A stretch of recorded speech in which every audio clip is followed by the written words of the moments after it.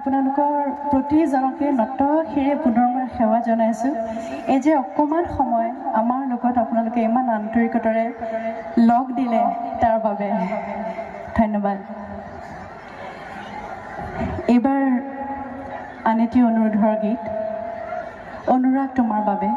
এইবাৰ অনুৰাগ তোমাৰ বাবে আৰু মলয়াৰ দুপাখি এই দুটি গীত একেলগে গাম, তাৰপিছত বিহু গাম আৰু তাৰপিছত অনুষ্ঠান সামৰিম।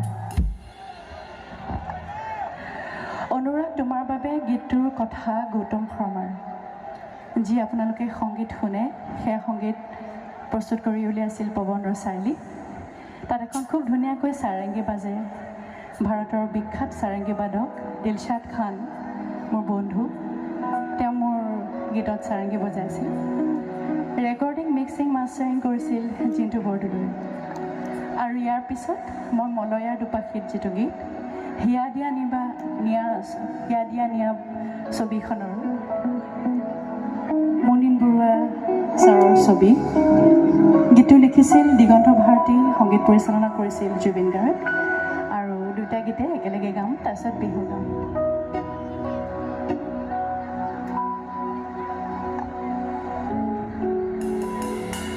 এতিয়া যিহেতুকে অনুৰাগ তোমাৰ বাবে গাওঁ, মই সুধিব খুজিছোঁ এতিয়া লাইটৰ কোন আছে বাৰু? লাইটৰ দাদা কোন আছে?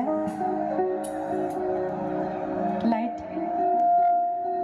তাৰমানে মই যে ক'লোঁ যে আমি ইমান কৃত্ৰিম এটা সময়ত থাকোঁ যে যেতিয়া ছ'চিয়েল মিডিয়া খোলে তাত আধা সময়ত মানুহে ইজনে সিজনক বেয়াকৈয়ে কৈ থাকে, কিন্তু আচলতে খং ৰাগেৰে একো নহয়। পৃথিৱীখন মৰমেৰে ভৰি থাকিলেহে ধুনীয়া হয়। গতিকে যিসকলে আজি বহি আছে, বহাগৰ বতৰ, বিহু গাম, কিন্তু তাৰ আগত এবাৰ আপোনালোক সকলোকে চকু মুদিবলৈ অনুৰোধ জনাইছোঁ। এবাৰ চকু মুদাৰ লগে লগে যিগৰাকী ব্যক্তিৰ মুখ আপোনালোকৰ ভাহি আহে সেইগৰাকীৰ প্ৰতি আপোনালোকৰ অনুৰাগ। এবাৰ সকলোৱে চকু মুদি দিলে হ'ল ধুনীয়াকৈ। আৰু আগত এগৰাকী বাইদেউ বহি আছে, ইমান দুখ কৰি কিয় বহি আছে বাইদেউ? একদম প্ৰথমতে যে বহিছে মুগা নে টচ মুগা পিন্ধি আহিছে, নহয় নেক্সট গৰাকী চবেই ইমান ধুনীয়াকৈ হাঁহি আছে। আপোনাৰ ভিডিঅ' অহা নাই নেকি? ঘৰত গালি মানে কিবা লাগিয়ে আহিছে নেকি?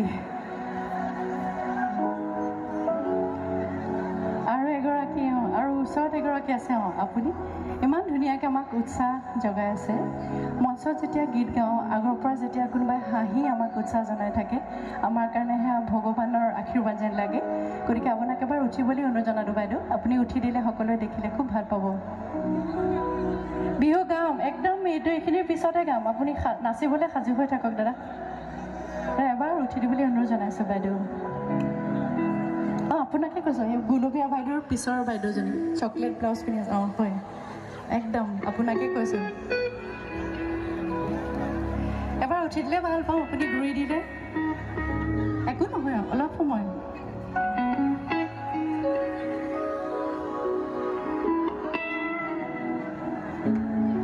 একো নহয়, অকণমান উঠি দিলে ঘূৰি দিলে হ'ল। আৰু সকলোকে জোৰকৈ চাপৰি বজাব দিছোঁ বাইদেউৰ কাৰণে। বাইদেউ অকণমান ঘূৰি দিলে আপোনাক দেখিলে ভাল পাব। ধন্যবাদ এই ধুনীয়া হাঁহিৰ কাৰণে। আৰু এতিয়া যিহেতুকে অনুৰাগ তোমাৰ বাবে গাম, মই লাইটৰ দাদাক অনুৰোধ জনাইছোঁ, লাইটবোৰ বন্ধ কৰি দিলে বৰ ভাল পাওঁ। আৰু আপোনালোক সকলোকে সুধিব খুজিছোঁ, জোনাক চাই কোনে কোনে ভাল পায়? চবেই ন? আৰু এই যে দুবৰি বন, আজি এখন বিৰাট ডাঙৰ ফিল্ড, মই দেখিছোঁ কিমান মানুহ, অলপ পিছতো আৰু মানুহ হ'ব মৰমপিতাক চাব আহিব। তো এই ডাঙৰ ফিল্ডখনত যেতিয়া নিয়ৰ পৰি থাকে, খালী ভৰিৰে গছকি কোনে ভাল পায়? যেতিয়া বতাহ চকুৱে মুখে লাগে, সেই শিহৰণ চকু মুদি অনুভৱ কৰি কোনে ভাল পায়? চবেই ন? আপুনি ভাল পায়নে নাই? আচলতে জীৱনতে সৰু সৰু কথাবোৰতে ধুনীয়া কথাবোৰ সোমাই থাকে। গতিকে মই আপোনালোক সকলোৰে জোনাকী পৰুৱাবোৰ মোবাইলত আছে, অনুৰোধ জনাইছোঁ সকলোৱে জ্বলাই ল'লে অলপ সময় ভাল লাগিছে। ধৰি ল'লোঁ এইখন যেনিবা আজি হোজাইৰ কেন্দ্ৰীয় বিহু একদম মুকলি আপুনি অকলে আছে, জোনাকী পৰৱবোৰ জ্বলি আছে আৰু মই অনুৰাগ গাই আছোঁ। দাদা লাইটটো অফ কৰিব পৰা যাবনে বাৰু? নেযায় ন? আচ্ছা, চবেই ধুনীয়াকৈ লাইটকেইটা ওলাই ল'লেই ভাল লাগিব।